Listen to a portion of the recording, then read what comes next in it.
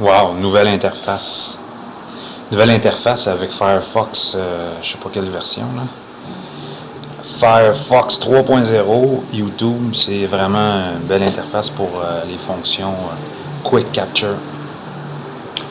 C'est aujourd'hui le 23 juin, j'en profite pour vous souhaiter une bonne Pré-Saint-Jean. C'est demain la fête des Québécois. Vive le Québec libre, yeah. Je voulais répondre par une réponse vidéo aux questions que M me soulève concernant Julie Simard. Le genre d'attachement que je voulais faire au départ avec Julie Simard, je dirais au tout départ avant que ça dérape, c'était que les gens développent un sentiment d'empathie ou de sympathie pour Julie Simard. Donc que les gens aiment Julie Simard, c'était ça l'objectif. Je voulais qu'elle soit perçue comme une fille, une Québécoise moyenne, un petit peu naïve, qui était pleine de vie, simple, belle d'ivorie, etc., etc. Alors c'était ça.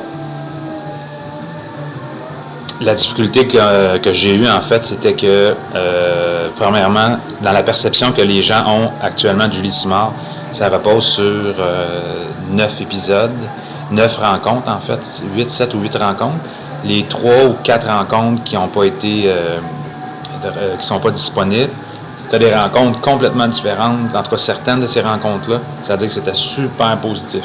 C'était des belles rencontres. Il y avait une rencontre avec un mec, c'était un pique-nique en plein air, sur la neige, à l'extérieur, avec une randonnée en 4 roues dans le bois. Il y avait un match de hockey au Centre Bell, plus 2 autres,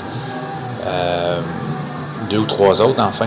Donc ça a donné une perception différente par rapport au résultat final qui était un peu difficile à contrôler. Puis là où c'était pas facile, c'était de donner la même perception en termes d'écriture sur le blog de Julie Simard et dans la livraison. Ça, c'était difficile parce que, il n'y avait pas de texte comme tel, de texte formel sur Julie Simard quand on tournait les épisodes. Ce qui veut donc dire que son niveau de langage, ces mots qu'elle choisissait, était un petit peu incohérent parfois par rapport aux mots que l'auteur utilisait pour la faire parler sur la page de son blog. Fait que, puis à un moment donné, ça devenait très ou trop complexe. Puis probablement l'erreur qui a été faite, c'est d'avoir créé un personnage à l'écrit, peut-être un petit peu trop différent du personnage de Julie Simard incarné par la comédienne. Fait qu'il y avait peut-être une distorsion à ce moment-là. Mais le jeu n'était pas facile. C'est comme de prendre un roman à la première personne, puis ensuite de transposer ce roman-là en épisode télé ou en film, puis d'avoir la même... moi, je pense que ça aurait pris plus de temps puis plus de préparation.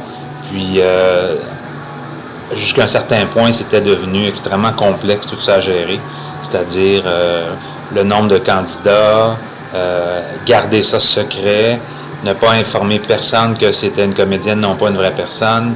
Il y avait le caractère un petit peu borderline de convaincre les gars de participer à une série réalité en sachant que c'était pas une vraie série réalité.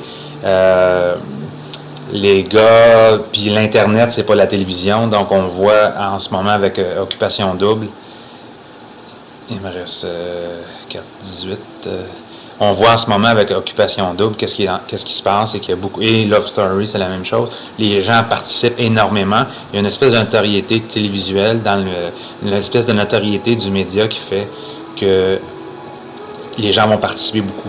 Dans notre cas, c'était plus limité. Il y a des gars qui ont annulé la veille, je dirais, du tournage, donc il a fallu rapidement trouver des solutions, etc., etc. Tout ça pour dire que c'était quelque chose de, je dirais, audacieux, risqué, puis s'il y a une erreur qui a été faite, en fait, il y en a plusieurs, là, mais une des erreurs qui a été faite, c'est d'avoir essayé de pousser le concept aussi loin. Puis c'est peut-être une forme de compulsion créative d'essayer de repousser toujours les limites. Mais dans ce cas-ci, ça a fait en sorte qu'effectivement, il y avait peut-être une incohérence, une petite distorsion entre le personnage qu'on voit dans les capsules vidéo, puis le personnage qu'on peut lire sur le blog. Puis c'était un art de réussir à marier les deux en temps réel, toujours en sachant très bien que c'était une cachette, c'était une histoire, c'était une espèce de stun qu'on tentait de faire pour garder l'histoire telle qu'elle le plus longtemps possible, c'est-à-dire que Julie Simard, c'est une vraie fille, qu'elle existe vraiment, donc de donner vie à un personnage dans la vraie vie, de donner cette impression-là. À date, pas à date, mais ça fonctionnait très bien jusqu'à temps que je sois obligé de dire au gars que c'était une comédienne. Puis là, ben, c'est là que c'est sorti, le chat est sorti du sac, là, mais fait que c'était ça. Fait que M, voici, je réponds à ta question.